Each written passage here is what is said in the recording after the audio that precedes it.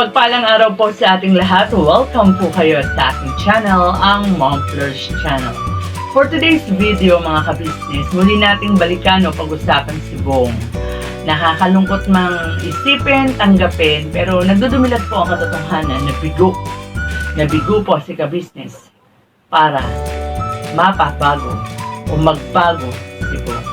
Bago po natin talakayin ang paksa na yan, syempre po tulad ng dati, ako po humihingi sa inyo ng konting suporta. Paki-subscribe po ang aking munting channel kung hindi pa po kayo na-subscribe. At paki-like po kung naibigan ninyo ang ating kwentuhan. Siyempre po, patuloy ang suporta sa Ka-Business Official, Papa Dins TV, at saka Ka-Business Family. At siyempre po ang mga kagwang, ang mga kasamang ko-reactors, mga vloggers na kaibigan ni Papa Dins, at saka ni Ka-Business. So, maraming po salamat sa patuloy ninyong panonood at pagtangkilik sa aming mga video. So, balikan po natin itong kay Bong So, nung una, talagang marami ang naaawa kay Bong dahil nga kasama po ang inyong lingkod, diba? Sa ang nangyaring kabiguan sa pag-ibig, sa nagkakaroon siya ng depresyon, kaya nalululong siya, no? Sa sabihin natin sa mga bisyo na hindi talaga definitely hindi makakatulong sa kanya. But nitong mga huling vlog o video ni Ka-Business, lalo na yung nakikita natin na unting-unting pag-ubos, pagkawala ng mga gamit at mismong bahagi ng bahay ay kung saan-saan na napapunta, ibinenta na ng murang-mura. Talagang ewan natin parang hindi na maganda to think na nakakausap siya ni Ka-Business, di ba? And nitong ang huli, di ba, nung nagpunta sila Mr. and Miss Ka-Business diyan, tinulungan pa siyang maglinis ng bahay, kinausap siya ng maayos, babalik siya. Pagkatapos nung pagbalik nila indoor, dahil hindi na naman nga siya pumasok, ayan ang nakita natin. Yung pintuan na, no? Wala nang gamit yung pintuan na ang ibinenta. At nakita rin nga nila na tuklap na yung bubong, kaya gumawa na sila ng action, di ba? Nag-report na sila sa kapulisan. Na sabi nga ng marami, dapat noon pa ginamitan na talaga ng kamay na bakal yan si Bong. Alam niyo, hindi naman natin masisisi si Ka-Business no? Hindi natin siya dapat sisihin kasi ginawa niya yung lahat ng magagawa niya. Bagamat nakakalungkot kasi ang ginawa ni Ka-Business kay Bong, hindi lang puso hindi lang awa. Pati gumamit din siya ng isip di ba? Ibang technique na ang ginawa ni Ka-Business. Lahat na halos ng solusyon, di ba? Pangunawa, di ba? Pag umaalis, sinahabol, sinusuyo,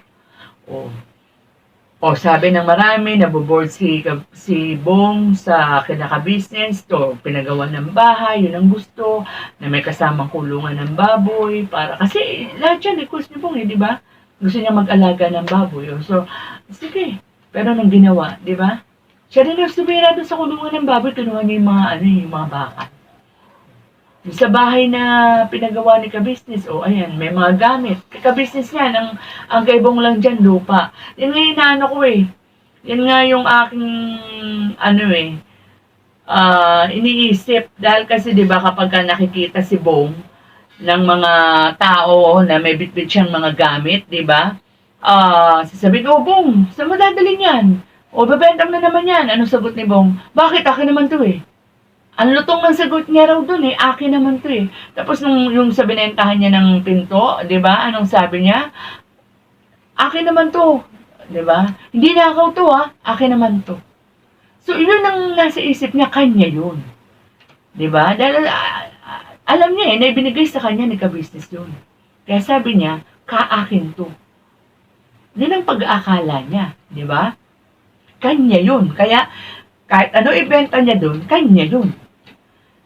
So, yun nga, balik tayo kay Ka-Business, no? Pati yung paghahanap ng mapapangasawa niya, ginawa na rin ni Ka-Business. Kaya lang, nakakalungkot, hindi nga nakakatagpo si Bong ng babaeng totoo magmamahal sa kanya. 'di ba? Kaya itong tao na 'to ay kumbaga meron na ngang sabihin natin pinagdadaanan sa buhay, gano'n na nga ang kaisipan, nadagdagan pa ng depresyon dahil itong mga babae na inaakala niyang magmamahal sa kanya at makakasama niya sa habang buhay ay kabiguan nga ang kanyang natamo na napagpadagdag sa kanyang depresyon, no? Sa kanyang kalungkutan na nararamdaman. So, parang tulad nga ng sinabi natin, parang iba na ngayon si Bong. No? So, yung mga nagsasabi na sa kabila ng lahat, nandun pa rin daw ang respeto ni Bong kay ka-business. Siguro yung sinasabi nila dyan, yung dahil hindi sumasagot, di ba? Hindi sinasagot si ka-business. Pero ako, ang respeto naman, hindi lang naman sa salita nakikita yan kundi lalo sa ginagawa. Sa tingin ko, matagal nang walang respeto si Bong kay ka-business. Di ba? Yan ang ginagawa niyang pagbebenta ng mga gamit na alam, sabihin na natin, ibinigay sa kanya ni ka-business yan. Di ba kawalan ng respeto yan? Kakakausap pa lang sa'yo, pagkatapos pag binalikan ka, ganyan ang gagawin mo.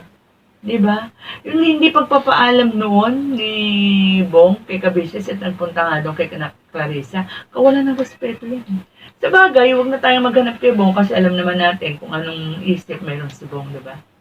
Kaya naisip ko rito, no, sa lahat ng mga nangyayari ngayon, napapaisip ako dun sa, dun sa vlog ni ka-business kung saan kinausap niya ang lahat ng kagwangs para maipahayag ang mga saloobin nila, desisyon kay Bong.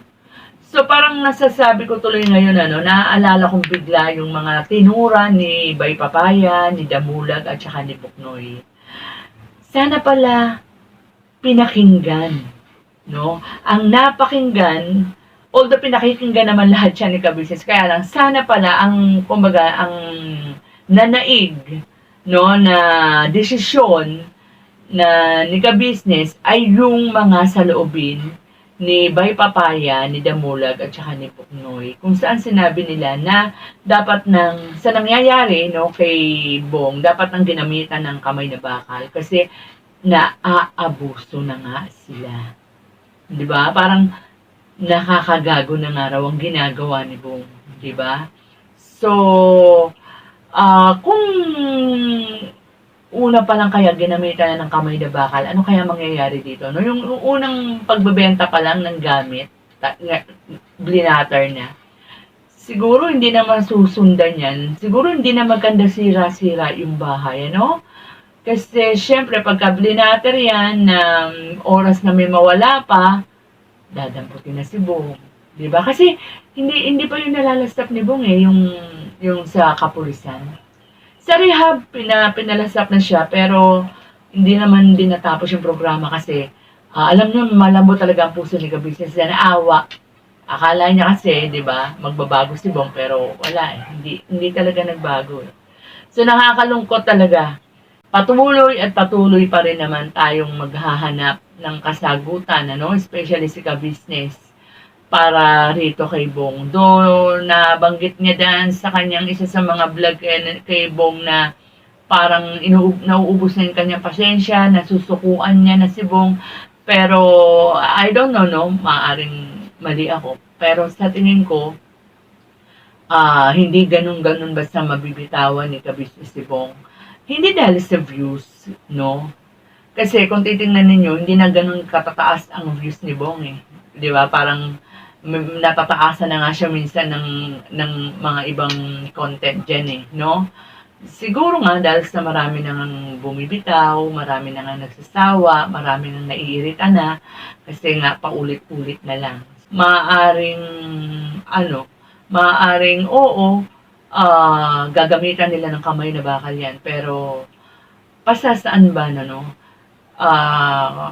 pag naigawad ang disciplinary action na yan at muling babalik si Bong kay ka-business, parang nahihiwatigan ko na hindi matinis ni ka-business. Masakit man tanggapin,